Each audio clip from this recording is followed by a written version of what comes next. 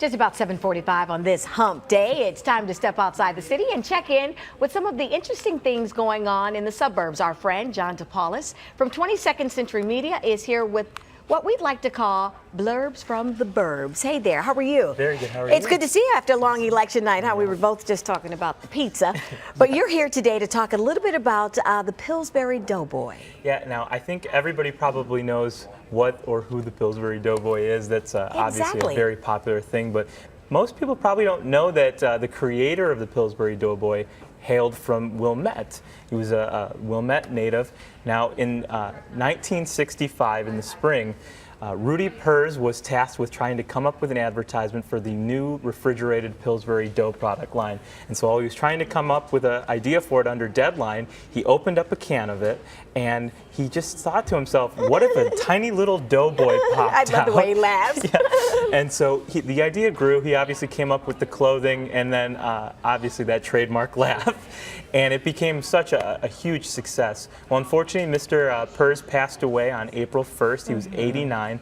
But the fine staff over at the Wilmette Beacon put together a lovely tribute to Mr. Purrs, and it's available in the papers this week. Who knew about that Chicago connection to the Pillsbury Doughboy right here? Such a strange thing. That's a great story. That's a great story. And let's talk about a new way of learning about the Civil War. So if your kids are sick and tired of reading about it in the books, this is something new. Definitely. So Lockport is a community that's truly steeped in its history. Obviously being along the I&M Canal, having Lincoln Landing and several museums in the city in that downtown district. Well, one of those is the Will County Historical Society, and they're going to be hosting a Civil War themed exhibit called Weapons and Warfare, which starts April 19th. I believe that's a Saturday. Okay. And it's going to have more than 30 artifacts from the war and a bunch of other historical tidbits. Really should be a great exhibit, very educational, and the Lockport Legend put together a preview of the exhibit for this week's issue as well. I'm sure the teenagers will have a lot of competition out there with the historians taking a look at this exhibit as well. Definitely. And before we let you go, you've got an article to talk to us about regarding a Tinley Park kid and Sports Illustrated. Yeah, so Micah Schneider is just becoming truly a really cool kind of local celebrity. He plays for a 7th grade basketball team in Tinley Park, Southwest Chicago Christian.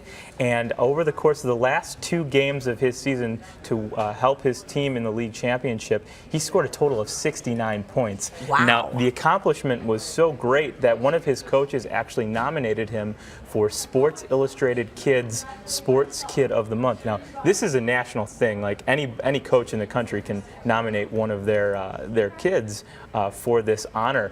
But Schneider's was chosen to be one of the April honorees. So definitely check out the magazine because he's I was going to say this could be the first of many pictures that we see of kids, because look at what we just saw with Frank Kaminsky and Jaleel Okafor just last week playing in the Final Four.